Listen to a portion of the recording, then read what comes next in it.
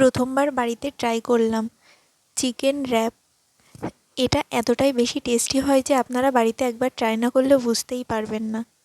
ঘরে থাকা অল্প কিছু উপকরণ দিয়ে এটা খুব সহজে বানিয়ে ফেলা যায়, আর এটা এতটাই বেশি সফট হয় যে মুখে দিলেই মিলিয়ে যায়। এর জন্য প্রথমে আমরা নিয়ে নেব 1 কাপ পরিমাণ উষ্ণ গরম দুধ, আর এর মধ্যে দিয়ে দেবো 1 টেবিল চামচ পরিমাণ চিনি আর 1 টেবিল চামচ পরিমাণ ইস্ট। তারপর সব কিছু একটু ভালোভাবে মিশিয়ে 10 মিনিটের জন্য রেখে দেব ইস্ট অ্যাক্টিভ হওয়ার জন্য। ইস্ট অ্যাক্টিভ হয়ে গেলে এর মধ্যে দিয়ে দেব সামান্য পরিমাণ লবণ। তারপর সব কিছু আরেকটু ভালো করে মিশিয়ে এর মধ্যে দিয়ে দেব 2.5 কাপ পরিমাণ ময়দা। 1 কাপ ইস্টের মিশ্রণে এখানে আমার 2.5 কাপ পরিমাণ ময়দা লেগেছে। তারপর সব কিছু ভালো করে মিশিয়ে একটু সময় ধরে মেখে নেব।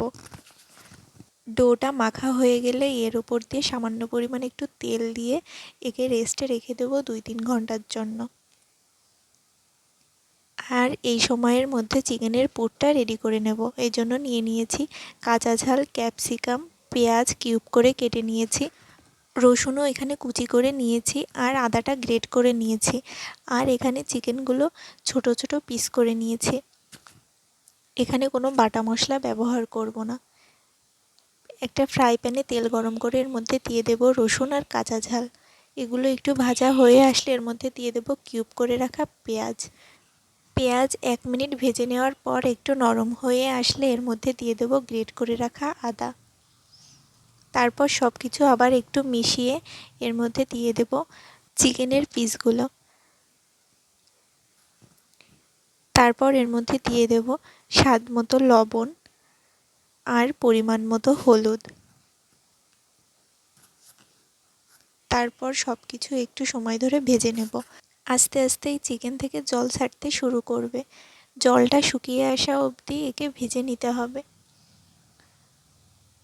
চিকেনটা 80% রান্না হয়ে আসলে এর মধ্যে দিয়ে দেবো ক্যাপসিকাম, গোলমরিচ গুঁড়ো, 2 টেবিল চামচ পরিমাণ মতো টমেটো সস, 1 টেবিল চামচ পরিমাণ কাসুন্দি আর 1 টেবিল চামচ পরিমাণ সয়া সস। এখানে আপনারা চাইলে মিয়োনিজ, চিজ অ্যাড করতে পারবেন। আর এখানে দিয়ে দেব অরিগানো। তারপর সব কিছু আবার খুব ভালো করে মিশিয়ে নামিয়ে নিলে আমাদের চিকেনের পুর তৈরি। তারপরে ডোটা রেস্টে রেখেছিলাম, সেটা দেখতেই পারছেন ফুলে ডাবল হয়ে গিয়েছে। তারপর এটাকে হাতের সাহায্যে আর একটু ভালো করে মেখে নেব। ডোটা মাখা হয়ে গেলে এই ডো থেকে পছন্দ মতো সাইজ করে লেচি কেটে নেব। আমি এই 2.5 কাপ ময়দা থেকে 5টা চিকেন র্যাপ তৈরি করব। এই জন্য এখানে আমি 5টা পিস করে নিয়েছি। তারপর এখান থেকে এক একটা লেচি নিয়ে ময়দা দিয়ে বেলে নেব। এটা একটু লম্বা করে বেলতে হবে। এটা বেলা হয়ে গেলে এর একদম মাঝের অংশটায় যে পুরটা রেডি করে রেখেছিলাম সেই পুরটা দিয়ে দেব।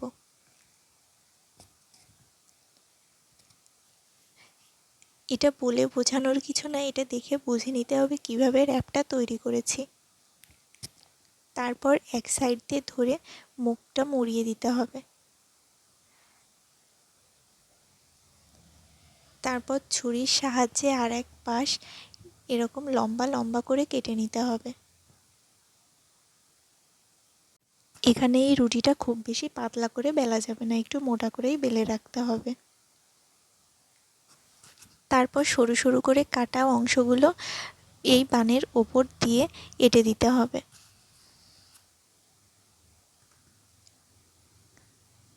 আপনারা দেখেই হয়তো বুঝতে পারছেন যে এটা আমি কিভাবে তৈরি করে নিচ্ছি। এই চিকেন র্যাপ খুব সহজেই তৈরি করে নেওয়া যায়। এইভাবে আমি সবগুলো চিকেন র্যাপ তৈরি করে নেব।